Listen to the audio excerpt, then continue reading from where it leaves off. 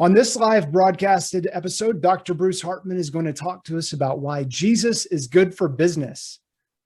Dr. Bruce is the founder of Gideon Advisors, a Christian advisory firm committed to walking with people into a brighter future as they help clients navigate life and career transitions and advance Christian values in the marketplace.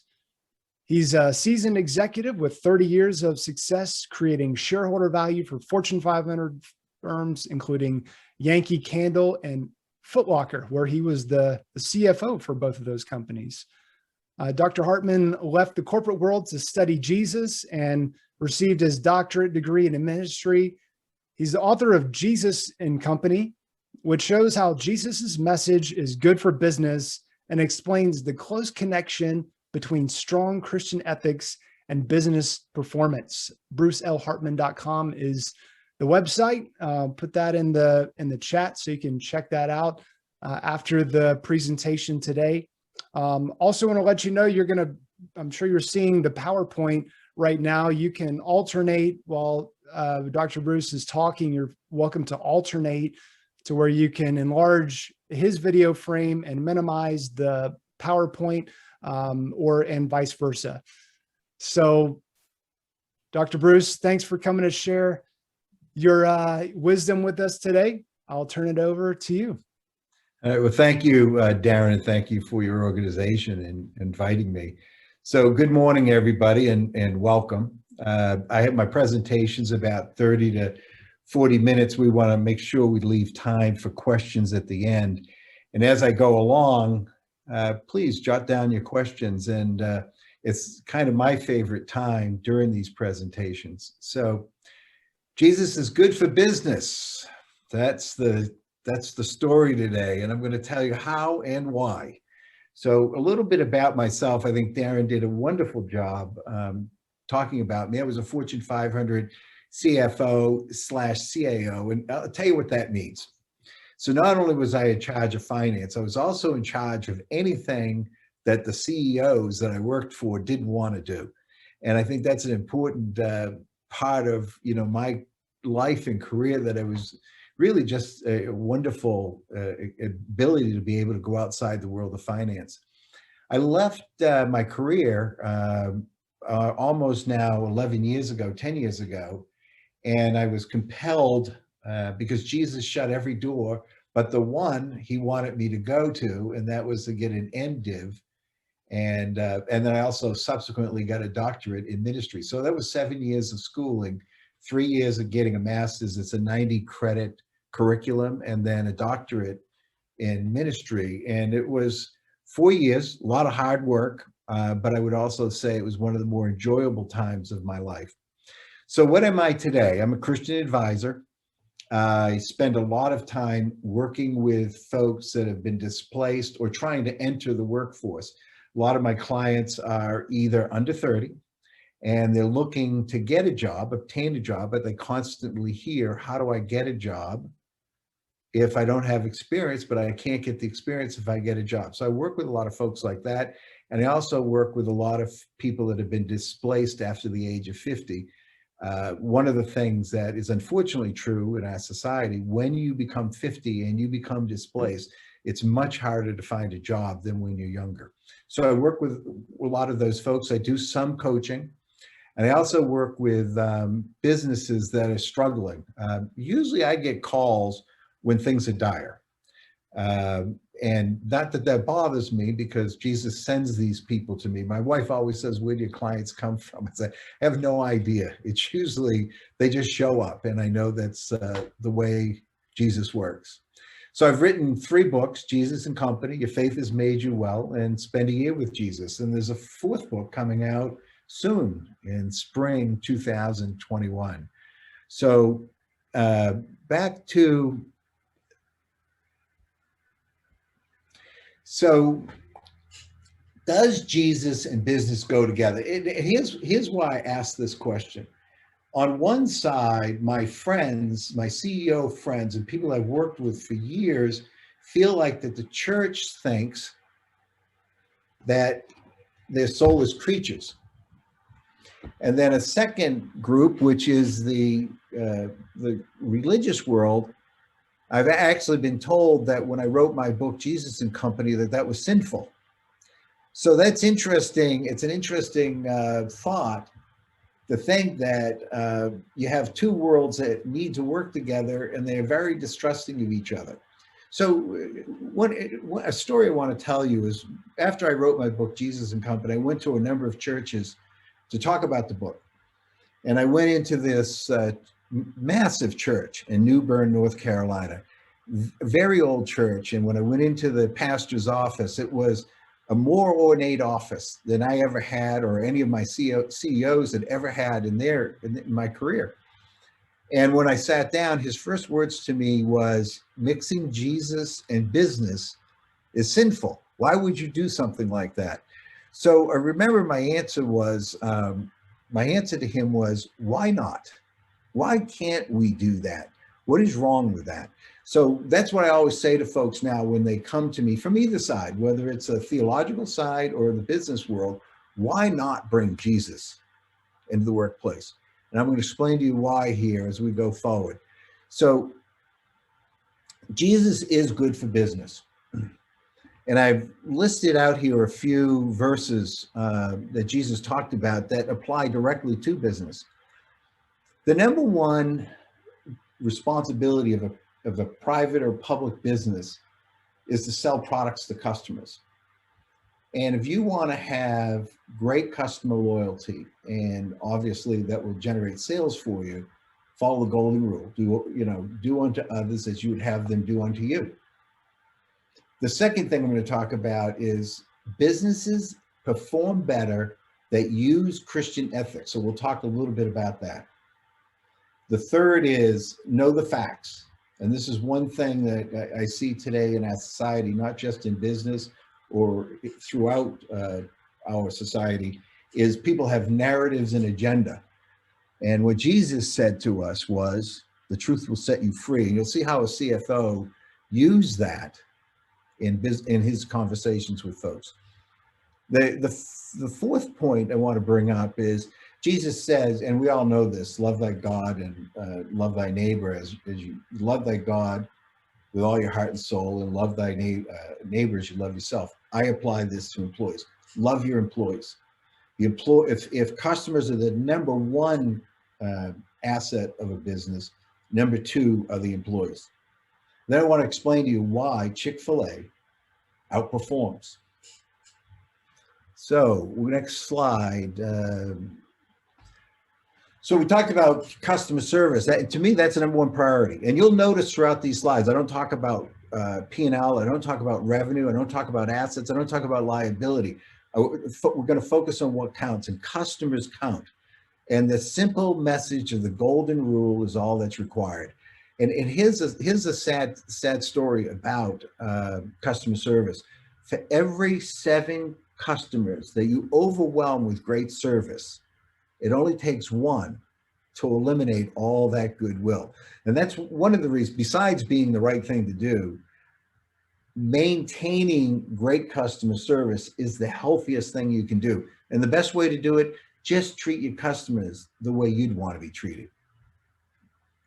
And in supporting this, I've seen companies that don't have engaged employees, and the owners wonder why customer service isn't getting better. Your employees, or if you are an employee, if you want to have great customer service, you have to be committed to customer service. And that means it has to be environmental. Everybody in the company has to be committed to customer service. And the great companies and particularly in retail, the ones that do the best job are the ones that provide the best customer service. And what you're looking to do is create raving fans for your company. Measuring customer service is vital, and it's so easy to do today. You can go on Glassdoor, Yelp, Google reviews, and your customers are talking to you. And a lot of companies I go to help out, they don't really know what people on Glassdoor are saying about them. They don't really know what Yelp is saying about them. And so measuring that and knowing that is vital to any business. Now, businesses perform better through Christian ethics. And let me explain this. As an employee, if you want to get promoted and you want to help your company, think about Luke 16:10. Whoever can be trusted with a little can be trusted with a lot. And I always give this advice, particularly to the younger folks that are just starting out their career. If you want to get ahead, be trustworthy. But also your customers want you to be trustworthy. Your bosses want you to be trustworthy. And if you're a boss, if you look at the second bullet point, know this: your employees are always watching.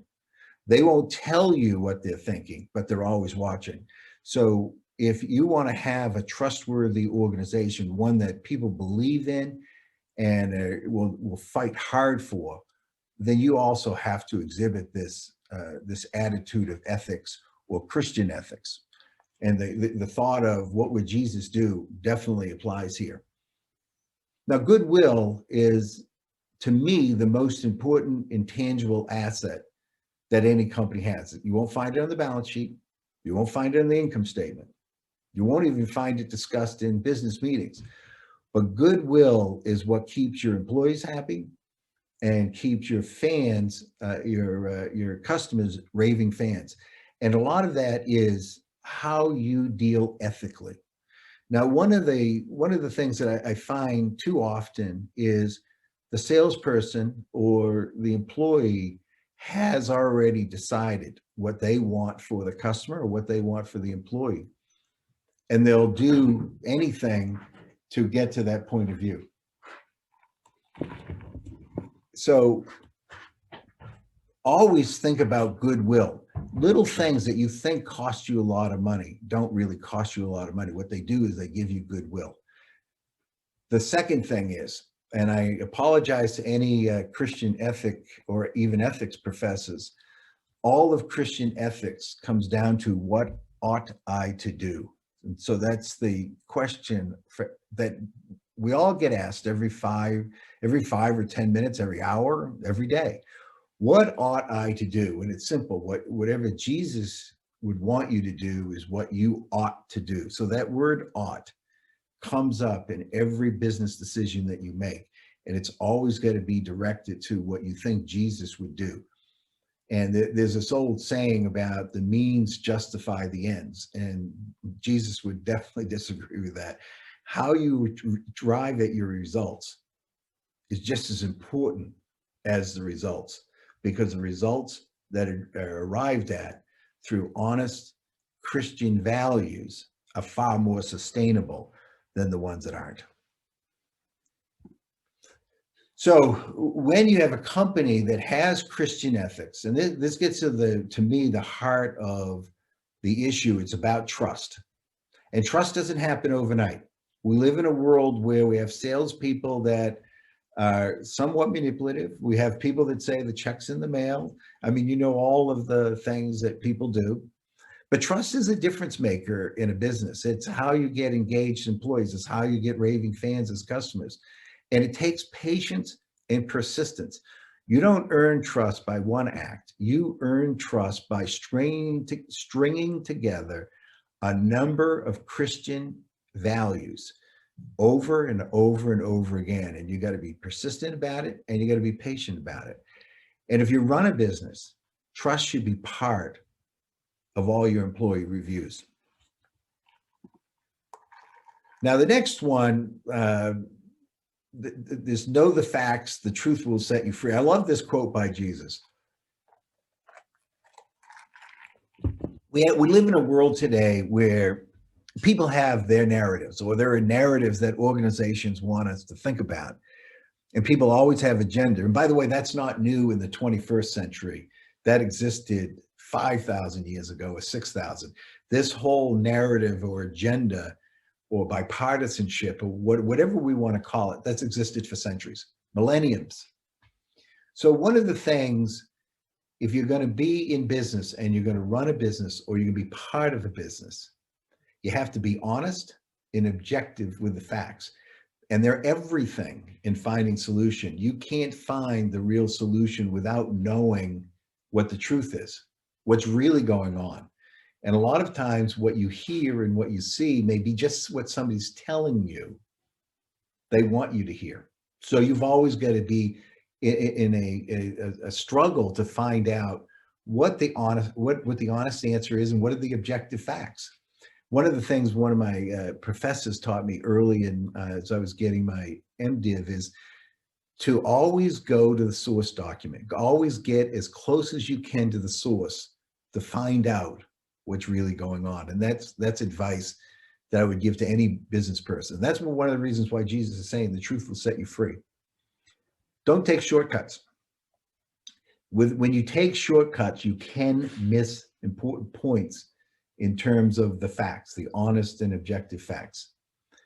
The third one, and this was something I really relate to in my business career, when you're the CFO of a large company, you're the one who has to have the difficult conversations. And this is part of what Christian ethics are. You have to always tell the truth, no matter what happens, even if it's against the company's current narrative that this is what everybody believes. You have to, I think the best thing you can do for your career and the best thing you can do for your company is when you have these difficult conversations, don't tell people what they want to hear. Tell people what they need to hear. And here's why. The bottom, I have this thing. Remember, everything is always revealed. Everything always is revealed. Maybe not tomorrow, maybe not in a week, maybe not in a month, but it always gets revealed. And here's one of the things I learned. It always gets revealed in the most inopportune time. So Christian ethics, having those, it doesn't mean you're going to have a happy life all the time. There are some times you have to tell the truth. And that this next point is, as you work with customers, you work with employees, or you work with coworkers, avoid drive-by conversations. Now, some of you may be wondering, what is a drive-by conversation? So what used to happen to me, my day used to be like, I was a dentist. I'd have somebody at my door every 10 minutes. And I would end up every once in a while with a conversation that would go with, you got a great suit on today. How's your wife doing? By the way, all the utilities are shut down in the Southeast. And what are you doing tonight after work? So if you notice, I had that the utilities were shut down in the Southeast. That's a drive-by conversation. When you got a problem, state it and say what the problem is, because you can't deal with it if you can say, well, I told you so in such and such a conversation. Those are called drive-bys. So in terms of knowing the facts, always be attuned to drive-bys and always avoid saying those types of things where you're just dumping your problem to somebody else. Explain to them why you're saying it, what it means, and what you think the solution is. And just as important, remember everything is always revealed. And as I said before, unfortunately, it gets revealed at the most inopportune time. Now, the next slide, we talked about customers and how important they are, because surely no business exists without customers, and the happier your customers are, the more sales you'll have, and the healthier your business will be. So I will say to anybody, and you notice in terms of assets, I haven't listed out buildings or offices or any of that stuff. What I'm talking about, the two most important assets are your customers, and number two, your employees. And this the second most important factor in any business. Now, one of the things I noticed early in my career, and then as my career went, and I still see it today with some of the folks I worked with, people will micromanage and not macromanage. So what I have here is to macromanage, not micromanage. If you have to micromanage, one of two things exist. You've either hired the wrong person or you have control issues. If by not macromanaging, here's what you miss. Most of the time, the employees that worked for me knew more about their job than I did. Now that must seem logical, and it is logical. And if you've hired the right people, all you have to do is tell them where you want to go and what the problem is, or what needs to get solved, or what action you need to accomplish. And good employees will always surprise you with their ingenuity in getting there. And it also makes you a more effective manager, and it also makes the employee feel more respected, that their voices are being heard, and that they have a say in what happens in their company. Those are very important for employee engagement. But I do see too often in businesses, particularly businesses that aren't doing well, the employees are micromanaged. And you think about the parable of the talents, where the manager goes away for a time, and he gives his 3 employees a very simple task: take the coins and make more money, or take the talents and create more talents. And that's really what Jesus wants from us as well, is to give employees lives where they feel like they're working and accomplishing something, and that they're doing it on their own and they can take pride. Now, this third bullet point applies. I guess we have some students in classrooms. So I'm going to turn this around for you a little bit. There are 3 things employers are looking for. And whether they have these long, fancy forms, or they've had a PhD tell them what the hiring criteria is, let me get right to the point. It comes down to 3 things. You have to be positive all the time at work. You've got to be positive. If you're upset about somebody or something at work, that's what home is for. The second is be trustworthy. Even the littlest lie, or even the littlest misbehavior will cost you in the trustworthy. But that's what people want. They want people they can trust. They want positive people that they can trust. And you want people who desire competence. So while it's great to be positive and trustworthy, you also have to have this desire to excel. And that's part of your responsibility too as an employee. Now, for those who are doing the hiring, this is all you need right here: positive, trustworthy, and desire competence.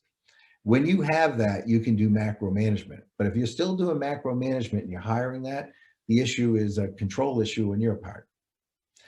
The fourth thing that works really well with employees, if you want to get employees engaged and working well, go out of your way to give praise, and be very careful with blame.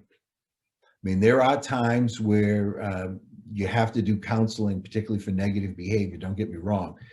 But if you've hired the right people, you should be praising a whole lot more than you're blaming. People get praise. There's an old saying: if you give somebody a headline, they're good for another 100 miles. And that's what praise does. It lifts somebody's spirit up. It makes them feel part of the company. When you blame somebody, you put them in a shell, and they'll be less effective. And I know this is hard to do sometimes when things aren't going well, but it also gets back to really knowing what happened. But praise will get you a whole lot more than blame. So that's what I mean by treat employees well. But it all centers around being positive, trustworthy, and desire competence. So I'll give you an example of a company I think that embodies all of this, and it's Chick-fil-A. And I'm going to tell you some things you might not know about Chick-fil-A. The Super Bowl, when it was played in Atlanta, I think it was 2 years ago. It was 2 years ago. There's a Chick-fil-A in that stadium, and the Super Bowl was being played. Chick-fil-A was not open. Every other restaurant was open up in the Atlanta Superdome, I think it's called. But Chick-fil-A wasn't. You have to admire somebody that believes in those types of Christian principles. Their stores are closed every Sunday, and they do have they're very firm in what they believe in and what they expect from a Christian. They're very open about being Christian. So I'm going to tell you a few facts. They have the highest reviews, and I just recently checked this again. If you go to Glassdoor or Yelp or wherever you go, when you compare Chick-fil-A to their competitors, they have the highest reviews. Number one, they're usually above a 4 on a scale of 1 to 5. Here's a third statistic. Even without being open on Sunday, so that means that 14.5% of the time during a week, they're closed. 14.5% of the time they're penalized versus their competition. They have the highest sales per location per week. And to me, that's amazing to start out every week on Sunday behind your competition and to catch them up by Saturday. So there's a reason why they do that. A lot of the stuff that I talked about, that's what Chick-fil-A does. And now I'm not copying the Chick-fil-A business philosophy here. What I'm giving you is my own observations, but connecting them to Chick-fil-A. They have a very rigorous selection process. For instance, you can't own one of their franchises unless you've worked for them for 2 years, so that they know who you are and they know what your values are. And when they hire people, the 3 values that I told you about, in some form, that's how they select folks as well. They select positive people that are trustworthy and that desire competence. The other thing that I love about Chick-fil-A, my wife and I do this, we have this task where every time we see a homeless person, we give them a bag of food, but we always give them a Chick-fil-A credit card, not credit card, but a gift card. And when I first went to them about that's what we're going to do, they started to think about it because we needed to buy, 20 or 30 of these at a time, and they weren't set up to do that. And they came up with an interesting solution just for me to come to the back door the day before, give them my credit card, and they'd have it for me the next day. And because they're Chick-fil-A, you knew and you were confident when I showed up, they had those gift cards, and we were able to put them in our food baskets for the folks that we hand out to the homeless. So they solve problems, and they're positive about solving problems. And if you watch them work behind the counter when they're waiting on customers, because you're always going to have a problem customer, is they're not negative about it. They don't put their head down. They don't cluck their tongue. They try to solve the customer's problem. Now, the other thing they do, which is I think is important in business, particularly as it relates to managing customers or managing employees or even managing the business, you're always going to have weeds in throughout your day. And here's what I mean by that. Jesus was asked once, gave a story about a farmer who raised crops and had a few weeds come up. And what Jesus said to them is, when asked, should we take the weeds? But Jesus knew it would ruin the business, that ruin the crop. So he said, wait till the harvest and then take out the weeds. And what Jesus is getting to here is stay focused on the good things that are happening. Stay focused on the good customers that come in. Don't focus on the bad customers. Don't build all of your procedures to protect yourself from the 5%. Build all your procedures to make the 95% work. Now, I've used 95 and 5, and I can statistically prove to you that 20 people show up in a store or show up in a business, 19 of them want to do a good job. They want to be a good customer. They want to be a good employee, and 1 out of 20 won't. And I actually do have numbers on that from my business experience. So as a business, never focus on the 5%. Always focus on the 95%, the core of your business. And always remember what Jesus told the farmer: don't pick the weeds, because you'll ruin the crop. You'll ruin the crop. And I think that's really good business advice. That's how Chick-fil-A works. Chick-fil-A's, all of their systems and procedures are designed to reward the employee, to give great customer service, and they're not that hard to work with. So that's what I mean by focus on the 95%, not the 5%. Now, next slide. There we go. So I say bring Jesus to work. I remember when near the end of my career, particularly as Jesus was pushing me to get out of business and into theological school, I started bringing a Bible to work. And the HR person from the company came into my office and shut the door and said, you can't have a Bible on your desk. And I said, really? Is that in the policy manual someplace I should read? Well, it isn't, but it's just not right. And I said, well, when it's in the policy manual, then I'll take it off my desk.